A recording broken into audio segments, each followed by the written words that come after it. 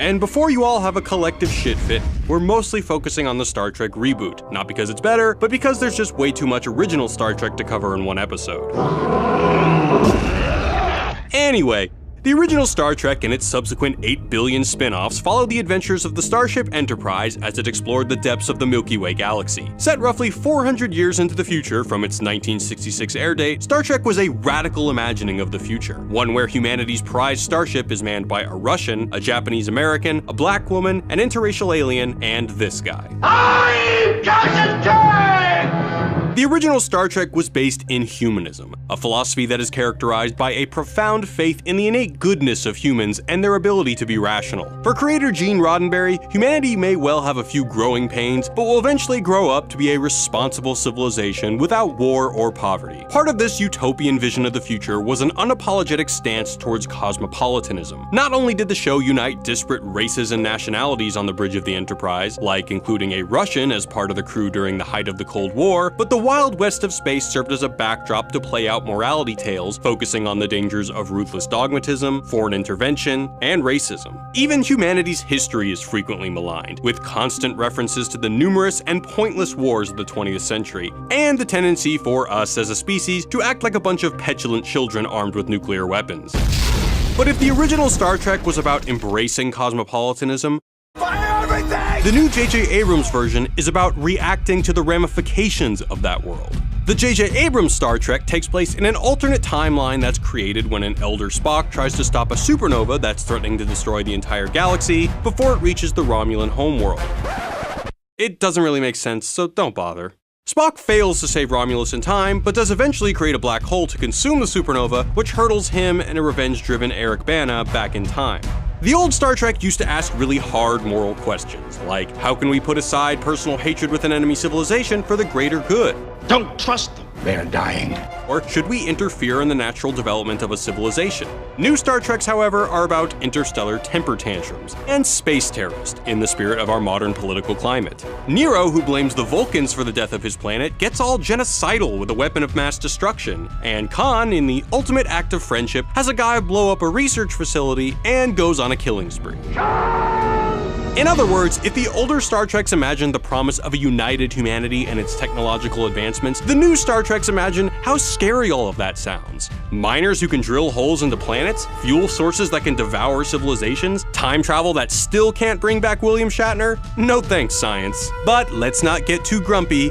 Behind all the nerd rage-inducing nonsense, there is something to be learned. One carryover through the original series is the famous Spock phrase, "The needs of the many outweigh the needs of the few."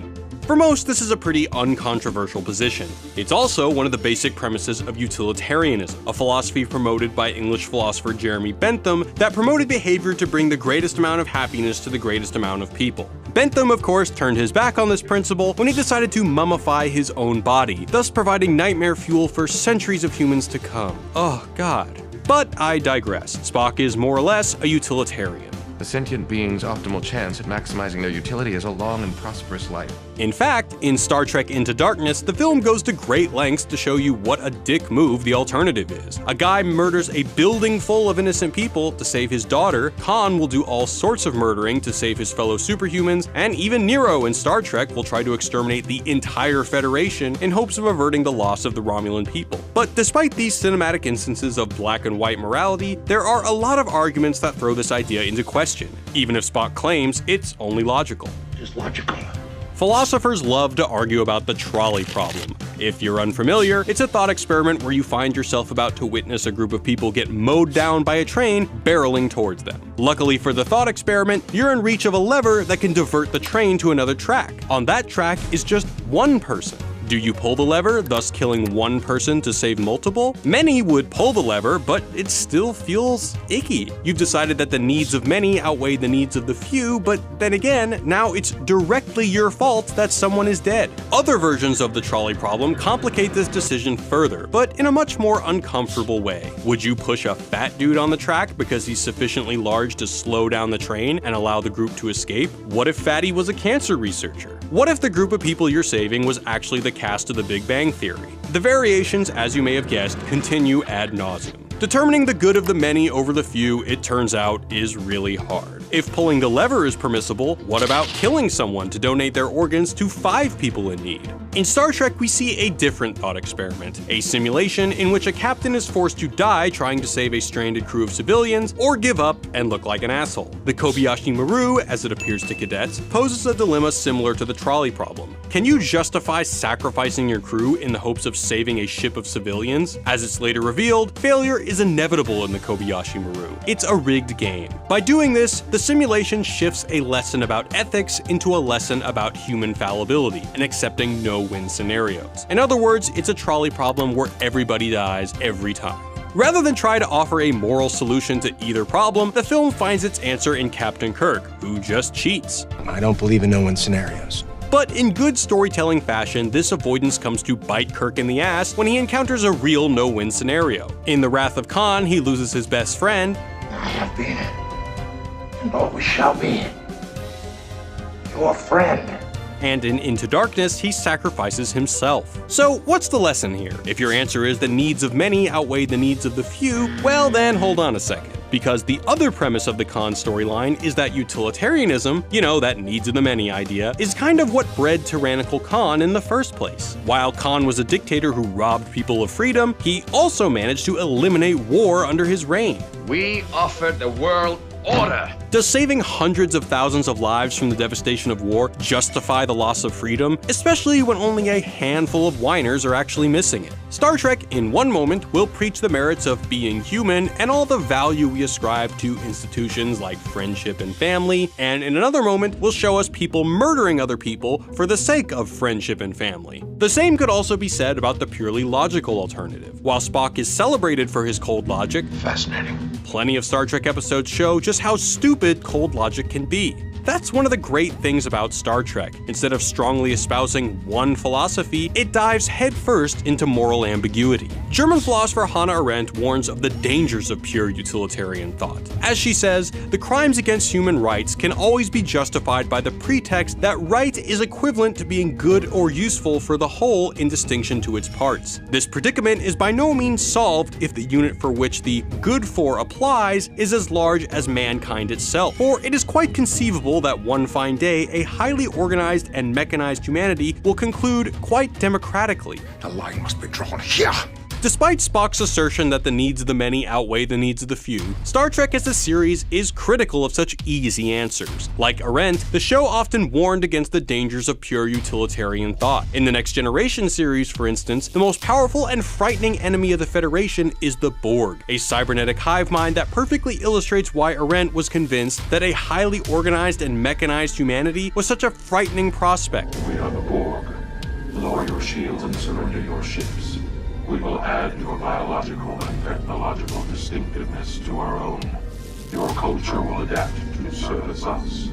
Resistance is futile. What makes the Borg so terrifying is how, with a cold utilitarian logic, the collective excludes the needs of the few as it works out the most efficient way to serve the needs of all. According to a purely utilitarian argument, Nero might have been a stand-up guy. You could argue that, had Vulcan never existed, the Romulans would have never placed their faith in Spock. A strong Romulan empire without the interference of Vulcan might have been able to avert the disaster, and boom, genocide justified. To create Romulus exists.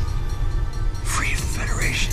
If Romulus is a planet with 18 billion people, as some Star Trek sources suggest, and Vulcan is a planet of 6 billion people, then why not? Thankfully, Star Trek subtly answers this question. If you look at Star Trek Into Darkness, it opens with 2 explosions, one to save a civilization, the other to save a child. In every utilitarian decision made by Spock and Kirk in both Into Darkness and The Wrath of Khan, the sacrificing of one for the many is always a personal choice. The 2009 Star Trek even begins with Kirk's father piloting his ship on a crash course so that his crew, wife, and child can escape. And this neatly avoids Hannah Arendt's warnings of the dangers of pure mechanistic utilitarianism. If you want to sacrifice one life for many, sacrifice your own fucking life. Now, that's just one solution given to one thought experiment in a franchise that includes over 700 episodes of television and a dozen movies. George Lucas once described his rival franchise as the little engine that could, as it survived for over a decade on fan enthusiasm alone. One of the reasons it survived and why it eventually spawned so many different reboots, sequels, and prequels is because it tackles the difficulties of modern life, the problems that come along with a world that is so clearly more and more cosmopolitan every day, so directly. We've only scratched the surface of philosophical topics in Star Trek.